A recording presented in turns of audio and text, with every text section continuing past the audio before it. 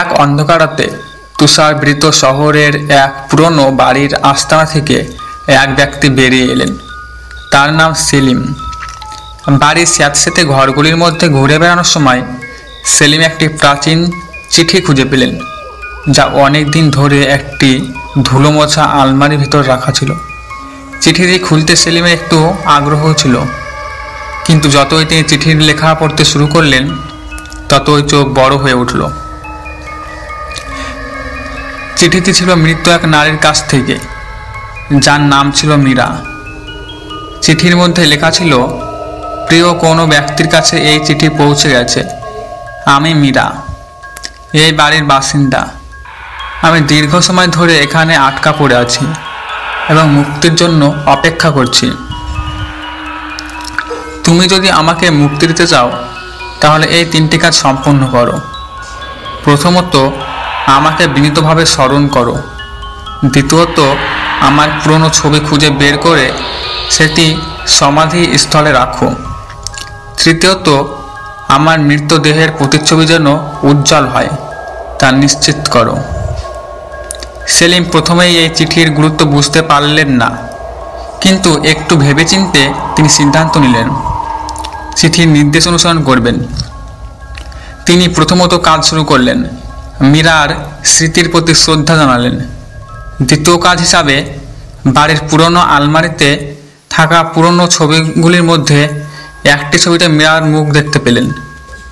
ছবিটি ময়লা ও ক্ষয়ে যাওয়া ছিল, কিন্তু মীরা নিজেই তাকে দেখানোর জন্য অদ্ভুতভাবে উপস্থিত হচ্ছিলেন। ছবিটি পরিষ্কার করার পর সেলিমের মনে হঠাৎ এক অদ্ভুত শীতলতা অনুভূতি হতে লাগলো। মীরার আত্মার উপস্থিতি বাড়তে শুরু করেছিল। মাঝে মধ্যে অন্ধকারে শিহরণময় কণ্ঠস্বর শোনা যাচ্ছিল এবং আসবাবপত্র নিজের অজান্তে স্থান পরিবর্তন করতে লাগলো। আতঙ্কিত সেলিম মনে করলেন সে হয়তো ভুল পথে চলছে। তবুও শেষ নির্দেশটি সম্পূর্ণ করার জন্য তিনি আরও গভীরভাবে অনুসন্ধান শুরু করলেন। অবশেষে সেলিম একটি পুরনো কবরস্থানের সন্ধান পেলেন, যেখানে মীরার মৃতদেহ ছিল। তিনি যথাযথ প্রণাম জানিয়ে মীরার ছবিটি সেখানে রাখলেন।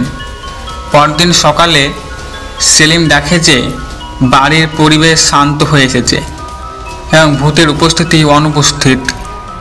মীরার আত্মার মুক্তি সম্ভব হয়েছে এবং বাড়ির অস্বস্তিকর পরিস্থিতি শেষ হয়েছে।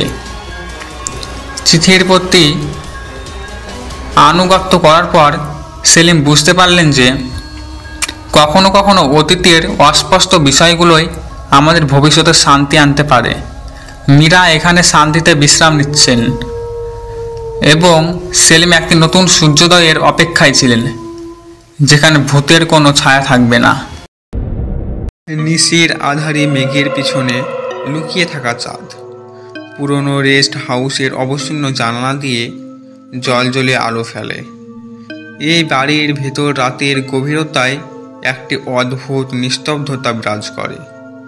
প্রায় 100 বছর আগে এখানে সারা শহরের সেরা ডাক্তার প্রফেসর সোলেমান পরিবার নিয়ে বসবাস করতেন। তাদের বাড়ি ছিল শহরের সেরা সিক্রেট। এক রাতে মেঘের আস্তরণ সরিয়ে চাঁদের আলো প্রবাহিত হতে থাকে, আর সাথেই ঘরের ভিতরে এক অবিনশ্বর নারী ধীরে ধীরে পদার্পণ করে। তার নাম মিরান্দা, যে প্রফেসর সোলেমানের স্ত্রী ছিলেন, কিন্তু রহস্যময়ভাবে তিনি মৃত্যুর পর এক অসমাপ্ত কাজের জন্য প্রতি রাতে এই বাড়িতে ফিরে আসেন। তার প্রেতাত্মা যেন চিরকাল অমীমাংসিত কাজ সম্পূর্ণ না করা পর্যন্ত মুক্তি পেতে পারে না। সারা শহর জুড়ে ভূতের গুজব ছড়িয়ে পড়েছে। এক রাতে তরুণ সাংবাদিক এলেন। সেই পুরনো বাড়ির অন্ধকার কোণে ঢুকে পড়েন। তিনি ইতিহাসের মুছে যাওয়া অধ্যায়ের অনুসন্ধানে আগ্রহী। এলেন জানে এই বাড়ির অদ্ভুত ঘটনার সূত্র ধরতে গেলে তাকে নির্ভীক হতে হবে। ঘরের ভিতরে প্রবেশ করে এলেন দ্রুত বুঝতে পারে যে এখানে কিছু অস্বাভাবিক ঘটনা ঘটছে। প্রতিটি ঘর প্রতিটি কোণ যেন তার নিজের গল্প বলে। সব কিছুই নীরব। তবে এলেনের চোখে পড়ল একটি পুরনো টেবিলের উপর একটি ফটো ফ্রেম। ছবির মধ্যে মিরান্দা হাস্যোজ্জ্বল, কিন্তু ছবি দেখে এলেন বুঝতে পারে এই নারী তার চোখে বিমূর্ত তন্ন তন্ন সন্ধানে। তাদের কথা শুনে এলেন পত্রিকায় এক পুরনো খবর খুঁজে পায়।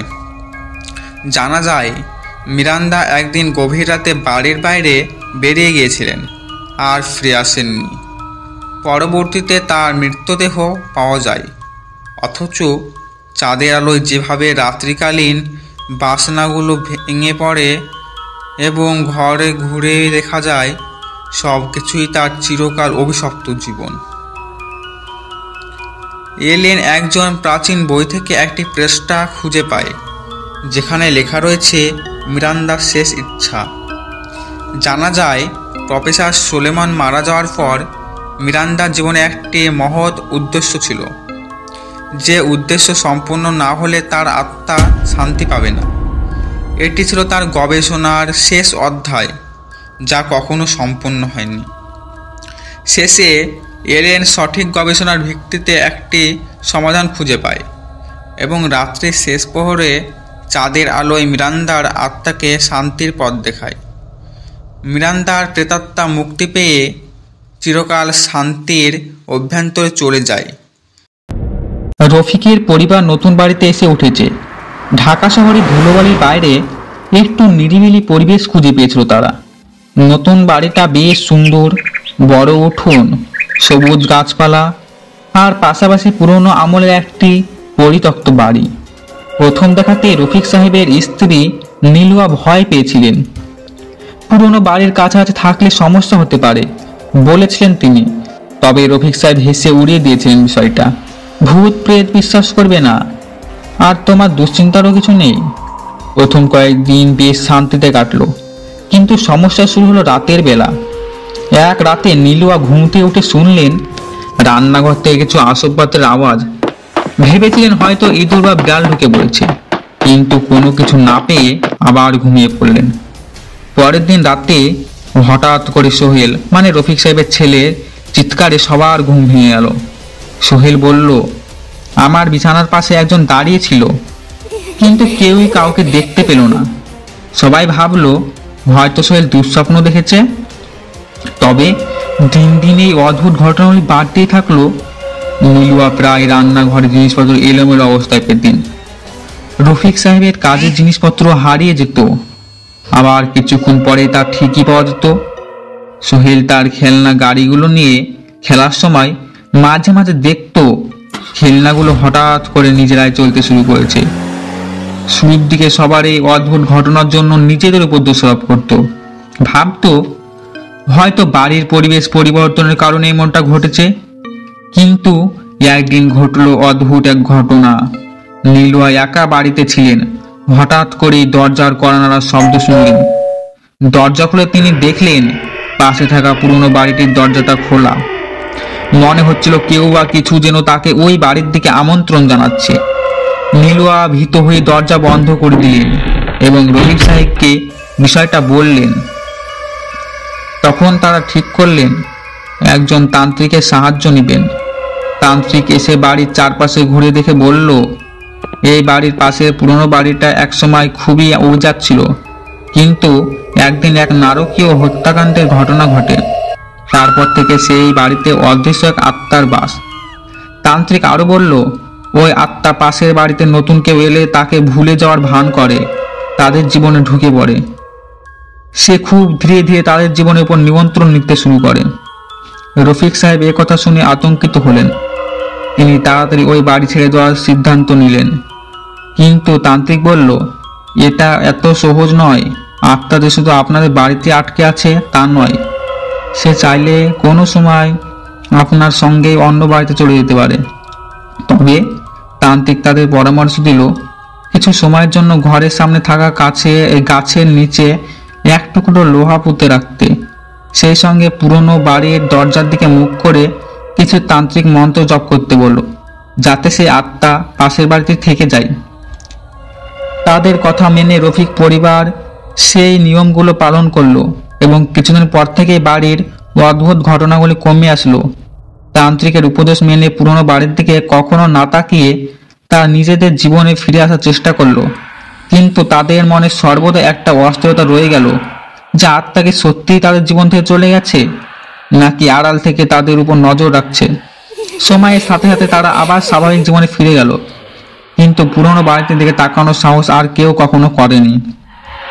সেই অদৃশ্য প্রতিবেশীর স্মৃতি তাদের মনে গভীর ছাপ রেখে গেল, আর তারা বুঝলো যে সবকিছুর পেছনে একটা অদৃশ্য সত্য লুকিয়ে থাকতে পারে। পুরনো শহরের প্রান্তে থাকা পরিত্যক্ত হাসপাতালটি একসময় ছিল সন্ত্রাসের সাক্ষী। একদল বন্ধু যারা এক সন্ধ্যায় রোমাঞ্চকর অভিজ্ঞতার জন্য ওই হাসপাতালের দিকে পাড়ি দিয়েছিল, তারা জানতো না তাদের জন্য অপেক্ষা করছে ভয়ঙ্কর এক রাত। রাহুল, জন, রিয়া, প্রিয়া ও লিসা, এই 5 জন বন্ধু খোলা আকাশের নিচে একটি পুরনো হাসপাতালের দিকে রওনা দেয়। হাসপাতালের জানালা ভাঙা, দেওয়াল উঠে গেছে, আর সেই পুরনো বিল্ডিংয়ের প্রতিটি কোণ যেন ভুলে যাওয়া স্মৃতির সাক্ষী। তাদের উদ্দেশ্য ছিল হাসপাতালের পুরনো শয়নকক্ষ, যেখানে নাকি অতীতের কিছু অস্বাভাবিক ঘটনা ঘটেছিল। রাতের আধারে হাসপাতালের ভেতর প্রবেশ করে তারা প্রথমেই দেখতে পায় পুরনো মেঝে থেকে আসা অদ্ভুত শব্দ। শুরুতে তারা বিশ্বাস করতে চায়নি, কিন্তু একসময় শব্দগুলো স্পষ্ট হয়ে উঠল, যেমন কোনো পদক্ষেপের আওয়াজ। সারা হাসপাতাল জুড়ে শূন্যতা, তবে যেন কেউ তাদের পিছু নিচ্ছে। অন্ধকারে নষ্ট হয়ে যাওয়া নকশার মধ্যে হাঁটতে হাঁটতে একসময় তারা একটি পুরনো রেকর্ডিং রুমে পৌঁছায়, যেখানে এক অদ্ভুত দৃশ্য তাদের চোখে পড়ে। ফ্লোরের উপর ছড়িয়ে ছিটিয়ে থাকা পুরনো ফাইল আর মেডিকেল রিপোর্ট এবং একটি পুরনো রেডিও। জন সাহস করে রেডিওটি চালায়, আর অমনি হালকা ঝলমলে চিৎকার ও কাঁদুনি শুনতে পায় তারা।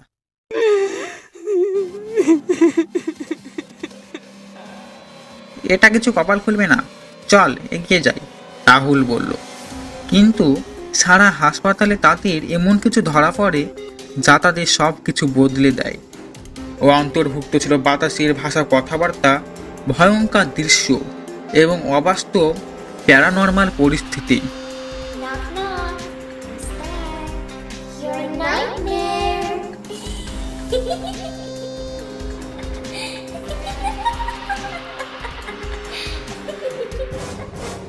হাসপাতালের করিডোরে চলতে চলতে তারা অনুভব করতে থাকে যে যেন কিছু তাদের ঘিরে রেখেছে। হঠাৎ করে তাদের সামনে একটি অস্পষ্ট ছায়া দেখা দেয়, যা ধীরে ধীরে স্পষ্ট হয়ে ওঠে।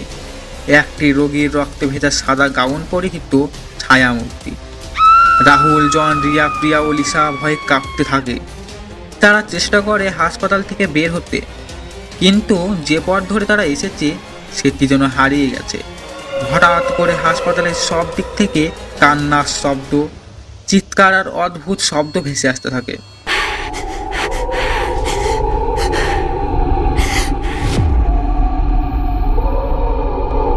এটা আমাদের ট্রাপ, লিসা চিৎকার করে।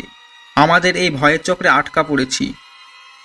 তাদের ঘিরে থাকা অন্ধকার ও ভয়ঙ্কর উপস্থিতি তাদের উপর ক্রমাগত চাপ সৃষ্টি করে। একের পর এক যেন তাদের অতীতের ভুলগুলোর মুখে মুখে করা হয়। তারা অনুভব করে তাদের দৃষ্টিতে হাসপাতালের অভ্যন্তরীণ ভয়ের চক্রে তাদের শনাক্ত করা হয়েছে। রাত শেষে হাসপাতালের কোনো সত্তা তাদের পিছু ছাড়ে না। তারা বুঝতে পারে যে তাদের মুক্তি আর এই ভূতের কারাগার থেকে বের হওয়া শুধুমাত্র তাদের সামনের অন্ধকার পথটি চিহ্নিত করার উপর নির্ভর করছে। মর্নিং লাইট তাদের নিয়ে আসে, কিন্তু হাসপাতালের ওই রাতের অভিজ্ঞতা তাদের মনে চিরকাল টিকে থাকে।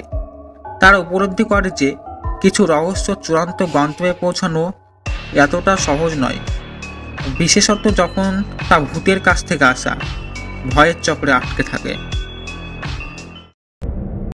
ঘটনার নাম 3টি ঘরের খুনের রহস্য। পুরানো ম্যানরটির গাঢ় অন্ধকারে শুধুমাত্র ঝুলে থাকা বাঁশির শিশ্রানি বাতাসকে কাঁপিয়ে তোলে। অনেক বছর ধরে এটি অব্যবহৃত অবস্থায় পড়েছিল। গ্রামবাসীরা বলাবলি করত, বাড়িটা এমন কিছু অভিশাপ ধারণ করে যা সেখানে প্রবেশ করা যে কারোর জন্য মৃত্যু ডেকে আনতে পারে।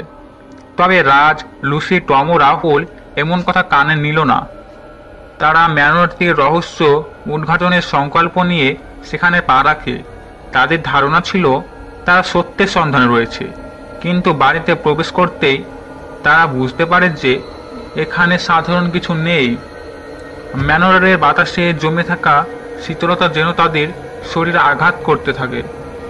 প্রথম ঘরে প্রবেশ করতেই তারা থমকে দাঁড়ালো। ঘরটি যেন একটা জীবন্ত দুঃস্বপ্ন। দেওয়ালের লাল দাগগুলো প্রথমে শুধু রক্তের দাগ মনে হয়েছিল, কিন্তু তা আসলে আঙুলের ছাপ, যেন কেউ তার নখ দিয়ে দেওয়ালে আঁকড়েছে, প্রাণ বাঁচানোর শেষ চেষ্টা করছে। লুসি দেওয়ালে হাত রাখতেই আচমকা তার মন জুড়ে ভয়ানক দৃশ্য এসে ভর করল। সে দেখল একটা মেয়ে অন্ধকারে কারো থেকে পালানোর চেষ্টা করছে, কিন্তু ধরা পড়ে এবং এক ভয়ানক আঘাতে তার জীবন শেষ হয়ে যায়। হঠাৎ লুসির মনে হলো ঘরের দেওয়ালগুলি যেন তার দিকে ধেয়ে আসছে, শ্বাস রুদ্ধকর হয়ে উঠছে তার চারপাশ। সে কিছুটা আতঙ্কিত হয়ে পিছিয়ে এলো। তখনই ভয়াবহ কণ্ঠস্বর তার কানে ফিস ফিস করে উঠল, আমার রক্ত এখনো শুকায়নি। দ্বিতীয় ঘরে পৌঁছানোর পর রাজ সেই পুরনো পেন্টিংটার দিকে নজর দিল। সেখানে এক যুবকের চিত্র, যার চোখে অস্বাভাবিক এক দুঃখের ছায়া।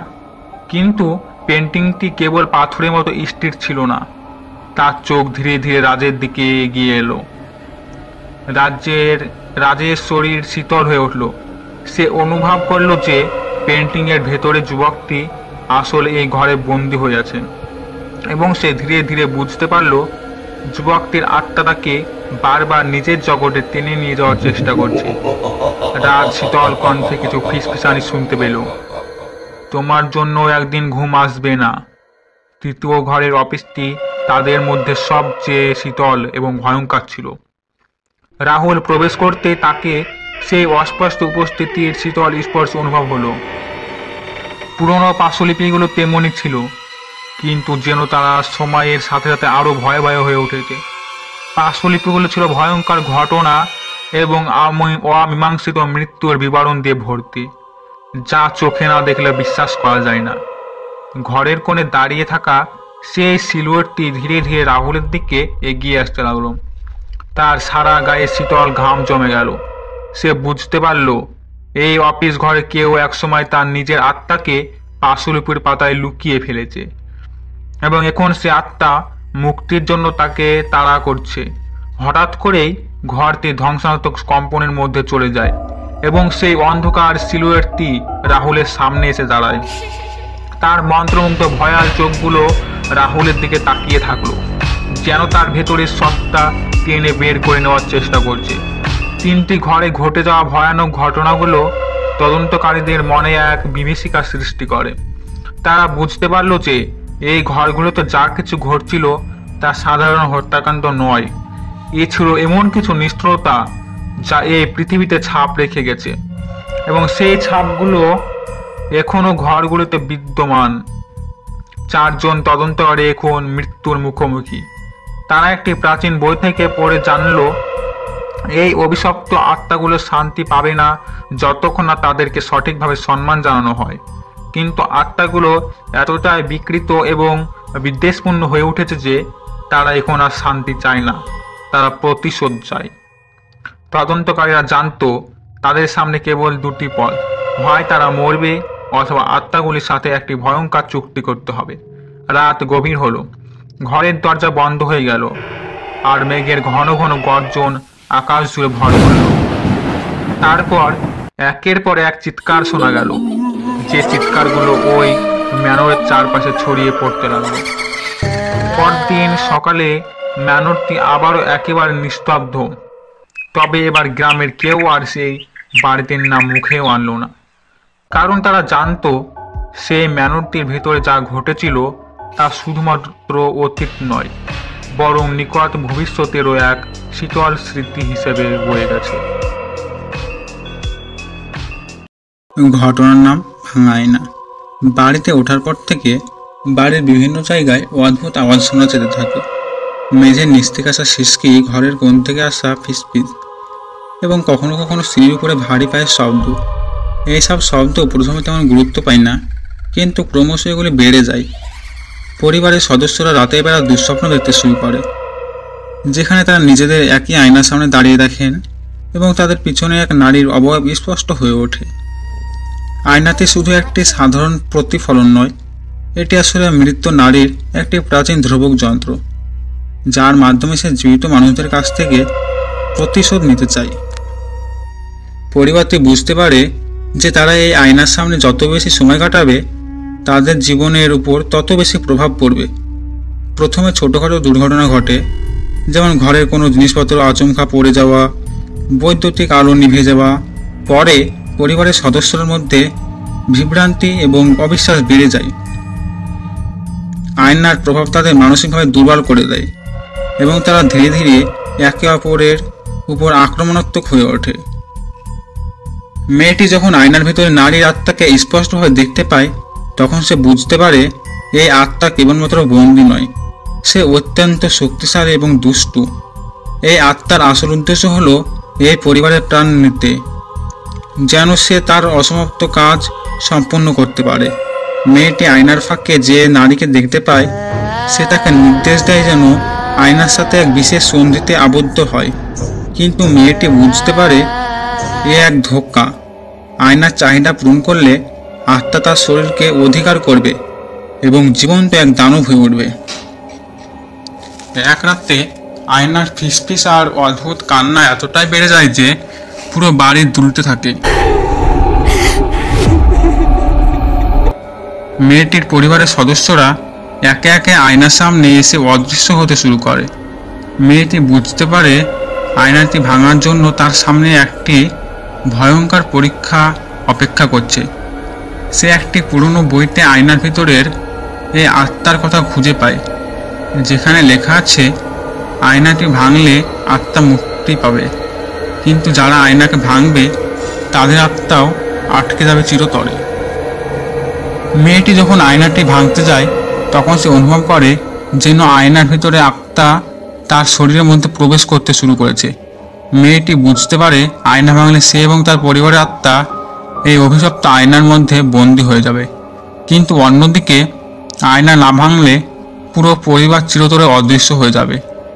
মেয়েটি শেষমেশ আয়নাটিকে ভেঙে ফেলে। সঙ্গে সঙ্গে একটি প্রচণ্ড বিস্ফোরণ ঘটে এবং বাড়িটি ধ্বংস হয়ে যায়। মেয়েটি যখন ধ্বংসাবশেষের মাধ্যমে জ্ঞান ফিরে পায়, সে দেখে তার পরিবারে কেউ নেই। সে একা দাঁড়িয়ে থাকে, চারিদিকে কেবল নীরবতা। কিন্তু বাড়ি ছাড়ার সময় সে একটি ভাঙা আয়নার টুকরো মেঝেতে পড়ে থাকতে দেখে। টুকরোটিতে এক পলকের জন্য সে নিজেকে দেখতে পায়, আর তার পিছনে সেই নারীর ছায়া মুচকি হেসে তাকে দেখছে। Your nightmare.